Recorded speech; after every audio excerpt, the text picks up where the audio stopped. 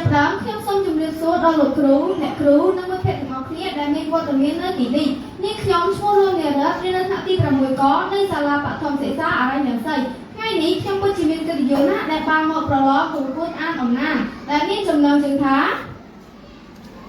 សៀមរាបអង្គរគឺជារតនសម្បត្តិសេដ្ឋកិច្ចវប្បធម៌ក្នុងមួយជីវិតយើងគួរមកលេងអង្គរវត្តឲ្យបានម្ដងនេះគឺជាសុបិនរបស់ប្រជាពលរដ្ឋខ្មែរគ្រប់រូបបន្តិចម្ដង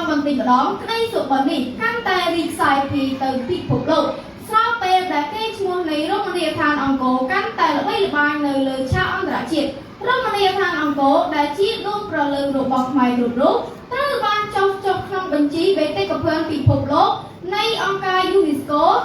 នៅថ្ងៃទី14ខែធ្នូឆ្នាំ1992ឧទ្យានជាតិអង្គរនេះលាតសន្ធឹងលើផ្ទៃដី401គីឡូម៉ែត្រការ៉េក្នុងរយៈពេលចុងក្រោយនេះបេតិកភណ្ឌពិភពលោកដ៏ល្អឯកលើលោកមួយនេះបានក្លាយទៅជាគោលដៅទេសចរណ៍ដ៏ប្រជាប្រិយមួយនៅលើពិភពលោកក្នុងរយៈពេលមួយសតវត្សរ៍ចុងក្រោយនេះប្រមុខរដ្ឋនិងនាយករដ្ឋមន្ត្រីបរទេសសិល្បករសិល្បករនេះល្បីៗក្នុងពិភពលោកជាច្រើនអនេកកម្មការសុទ្ធតែបានមកទស្សនារមណីយដ្ឋានអង្គរជាពិសេសមហាប្រាសាទអង្គរវត្តដែលមានឈ្មោះដើមថាព្រះបរមវិស្ណុលោកទេសចរទាំងនោះបានពោលពាក្យពេចន៍សរសើរកោតស្ញប់ស្ញែងទេពកុសលនៃស្ថាបត្យករនិងបុព្វការីខ្មែរដែលបានកសាងប្រាង្គប្រាសាទដូចឥន្ធនិមិត្តជាច្រើនឥតគណនាដែលត្រូវបានបុរាណវិទូសន្មតថាសាងសង់នៅចន្លោះគ្រិស្តសករាជ802និងគ្រិស្តសករាជ1431ក្នុងមួយឆ្នាំខេត្តសៀមរាបបានទទួលទេសចរនិងអន្តរជាតិច្រើនលាននាក់ពិធីកម្ម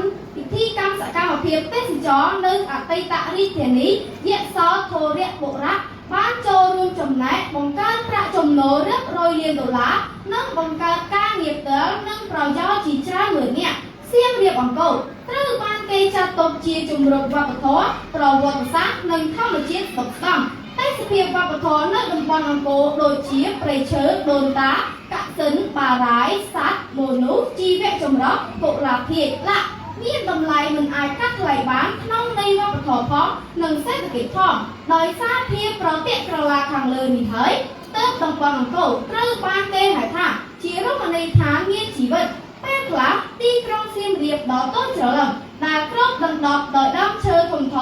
ត្រជាក់ត្រជើងត្រជ័យត្រូវបានអ្នកជំនាញមួយចំនួនហៅតគ្នាថាជាទីក្រុងទឹកឬជាទីក្រុងប្រាសាទនិងជាសក្ខីភាពនៃអរិយធម៌ខ្មែរដែលបានឈានដល់ចំណុចកំពូលជីវិតអ្នកអង្គរប្រពៃណីទំនៀមទម្លាប់ដូចជា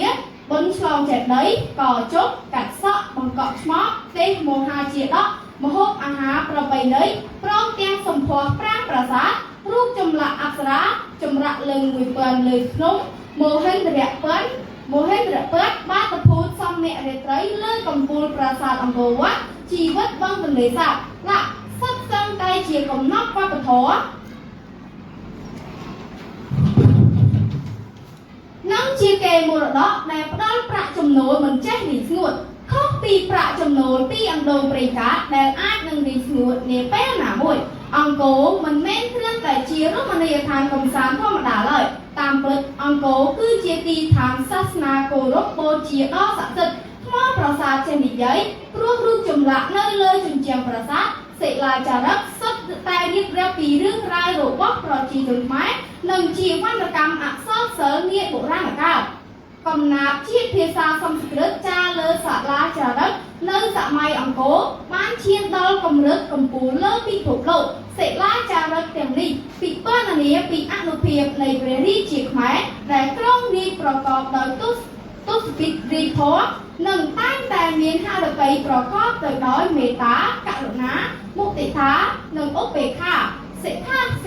សិលាចារឹកនគររាជគឺជាសក្ខីភាពនៃទឹកចិត្តស្នេហាជាខ្មែរដោយចរិតថាបើផលដែលកើតចេញពីបុណ្យរបស់ខ្ញុំមានមេត្តាជាតិក្រោយសូមឲ្យខ្ញុំឆាប់មកកើតនៅកម្ពុជាទៀតក្នុងកំឡុងពេលស្នាក់នៅលើទឹកដីជាទីសក្ការៈនេះអ្នកស្នេហាតំបន់អង្គរមិនត្រឹមតែទទួលបានភាពស្រស់ស្រាយក្នុងអារម្មណ៍ប៉ុណ្ណោះទេតែពួកគេទទួលបានចំណេះដឹងថ្មីៗជាច្រើនយ៉ាងបរិបូរណ៍ពីរមណីយដ្ឋានអង្គរដែលជាឃ្លាំងចំណេះដឹងដ៏មហិមាមួយនេះផងដែរ ចំណាយពេលទស្សនារួចហើយមានកាយរបស់ទេសចរអន្តរជាតិចាក់ទៅឆ្ងាយហេតែកម្រងអនុស្សាវរីយ៍ល្អៗទាំងឡាយទេសភាពវប្បធម៌ល្អល្អឯកនិងទិដ្ឋភាពនៃប្រាង្គប្រាសាទនានាដែលជាស្នាដៃរបស់ពុព្វបុរសខ្មែរនាសម័យមហានគរបានស្ថិតនៅក្នុងការចងចាំរបស់ពួកគេជានិរន្តរ៍សូមអញ្ជើញមកទស្សនារមណីយដ្ឋានអង្គរដែលជាទេវដ្ឋានជាទីសក្ការៈបូជានិងដែលមនុស្សជួបជាមួយនឹងទេវៈសូមអរគុណ